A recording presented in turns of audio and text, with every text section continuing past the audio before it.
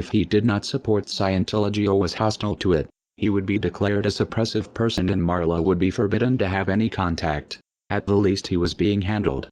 As this video shows, Kent Snyder worked regularly and closely with CCHR, actively promoting legislation favorable to them. This bill is not successful, is not passed, then 2 or 3 or 4 years from now, what you're going to find is you're going to find stories of parents who said, why didn't we work harder? My child is now subject to mental screening. He's now subject to therapy. There's all sorts of coercive measures that are going on. So the time is now. Parents need to understand that, and we're going to do everything we can to fight against it.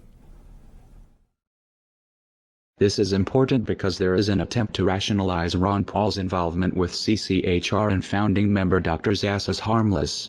On the Ron Paul forums, when a supporter points out the Scientology connection, another member tries to spin Zass as a great libertarian who is not a Scientologist nor is sympathetic to Scientology.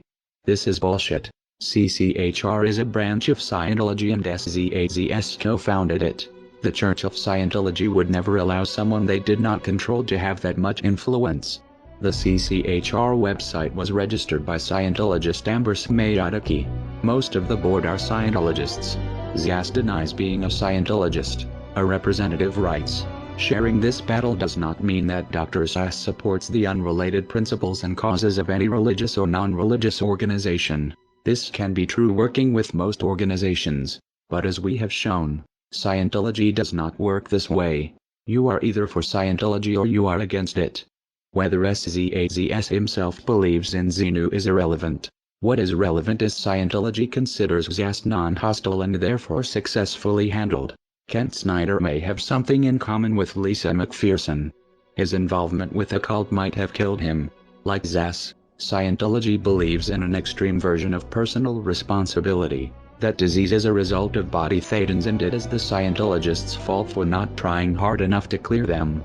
If they did, goes the theory, they would be free of disease. Zass doesn't push body thetans, but he does promote a dangerous distorted idea of mental illness that has the same potential effect, discouraging people from getting help because according to him any problems they have are imaginary. The CCHR was created in 1969. Founded by the Church of Scientology and by famous renegade psychiatrist Dr. Thomas Zass. From day one, most or many of the senior leadership of the CCHR have been Scientologists. And for Zass, and of course this has been taken on big time by Scientology, therefore mental illness is not real illness. It is possible Kent Snyder's untreated illness and death was a result of adopting the Scientologist beliefs that his illness was his fault or not real. It would explain why he had no health insurance. Many Scientologists don't. It seems Snyder sincerely believed in Ron Paul's libertarian rhetoric and equally trusted his Scientologist friends, though this ultimately was not in his best interest. A further question arises. How many of Scientology ideas are influencing Ron Paul's campaign for liberty through CCHR and Zass? The Scientology connection to Ron Paul has been noted in a handful of disingenuous threads on the Ron Paul forum. They are disingenuous because they ask questions a Google search can answer in seconds, yet few people link to these results. The threads are phishing members to see how much Paul supporters know about the connection, and when someone appears knowledgeable, the information is spun. In one of these threads, Scientologists in Clearwater are praised for organizing one of Ron Paul's events in 2007. The writer clearly doesn't understand the significance of saying Scientologists and former Scientologists are involved. It's possible he is confused or misinformed. It's also possible Scientologists are lying about no longer being in the church.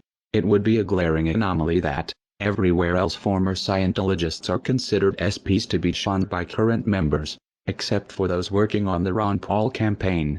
More likely Scientology finds it expedient to muddle the connection by having members involved avowed they are former Scientologists. Since most Paul supporters don't know the first thing about Scientology or how to check the information, Ron Paul's campaign manager Kent Snyder had a close working relationship with the Scientology group CCHR from at least 2005. Snyder worked closely with Scientologists at the same time he worked in politics to make Ron Paul the household name he is today. Snyder helped push legislation favorable to Scientology. To do this, he made PR videos approved by CCHR. In turn, CCHR supported and promoted Ron Paul's presidential candidacy, most blatantly in the pay-to-play luncheon on November 28, 2007, the day of the